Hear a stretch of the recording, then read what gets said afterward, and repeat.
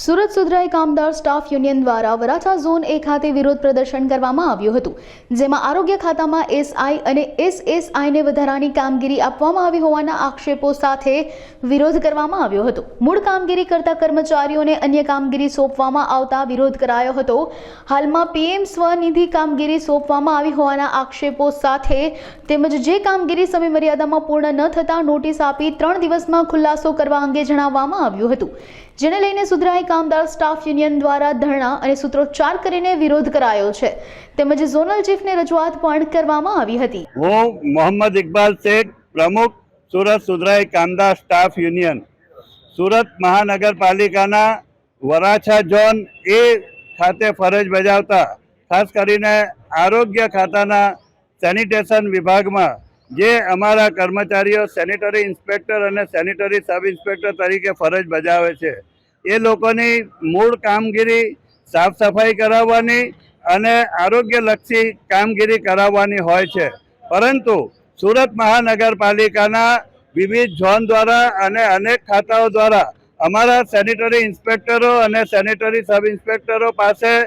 એ આરોગ્યની મૂળ કામગીરી છોડીને બીજી અનેકવિધ કામગીરીઓ કરાવવામાં આવે છે, જેના કારણે આરોગ્ય ખાતાની જે મૂળ કામગીરી છે એ કામગીરી એની જગ્યાએ રહી જાય છે અને બીજી કામગીરી કરાવવામાં આવે છે। અત્યારે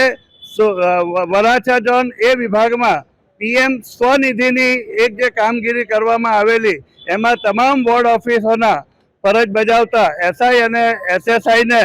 આ પીએમ સ્વનિધિની કામગીરી સોંપવામાં આવેલી। આપણે સૌ જાણીએ છીએ કે અત્યારે આ જે કામગીરી છે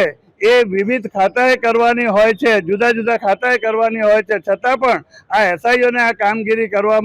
કરાવવામાં આવી રહી છે। એટલું જ નહીં, પરંતુ આ એસઆઈઓને એક ગંભીરતાપૂર્વકની નોંધ ઇન્ચાર્જ આસિસ્ટન્ટ મ્યુનિસિપલ કમિશનરશ્રી દ્વારા આપવામાં આવી છે અને એમાં દિન 3માં ખુલાસો આપવા માટે જણાવવામાં આવ્યું છે। તો અમારે એમને પૂછવું છે કે આ એસઆઈઓ એમની આરોગ્ય ખાતાને લક્ષી કામગીરી પહેલાં કરશે કે આ કામગીરી પહેલાં કરશે? એટલું જ નહીં, પરંતુ આ એસઆઈઓ પાસે